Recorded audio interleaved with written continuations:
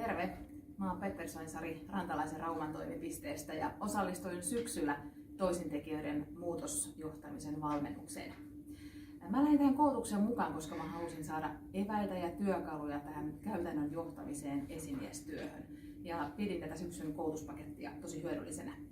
Mulla on täällä Raumalla kymmenkunta alaista ja täällä joukkoon mahtuu erilaisia persoonia, niin oli kiva oppia ja kuulla muiltakin esimiehiltä sitten, miten he ovat käytännön työnsä toteuttaneet.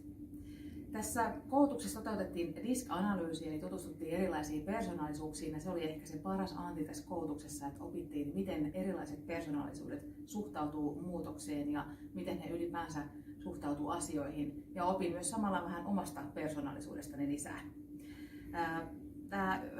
Persoonallisuudet on siinä mielessä hyvä tietää, että kun toinen tarvitsee enemmän faktatietoja, osa tarvitsee vähän tukea ja ohjausta ja kolmas tarvitsee sitten vaikka enemmän aikaa hyväksyä sen muutoksen.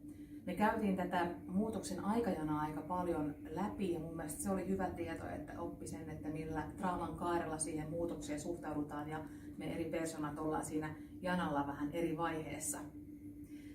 Yksi tärkeimmistä annista oli mun mielestä vertaistuki meidän muiden esimiesten kesken. Me paljon käytiin käytännön case-esimerkkejä läpi, keskusteltiin niistä ja opittiin toisiltamme ja myöskin vertailtiin, että miten on missäkin tilanteessa toiminut.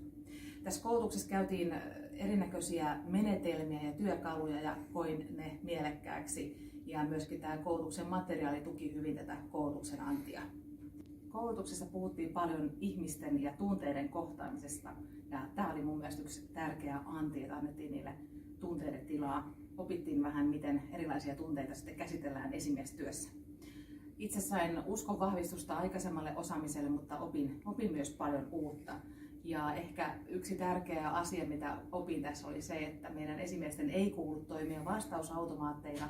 Meillä on tarkoituksella 2 korvaa ja 1 suu, eli pitää enemmänkin esittää niitä kysymyksiä kuin esittää niitä vastauksia.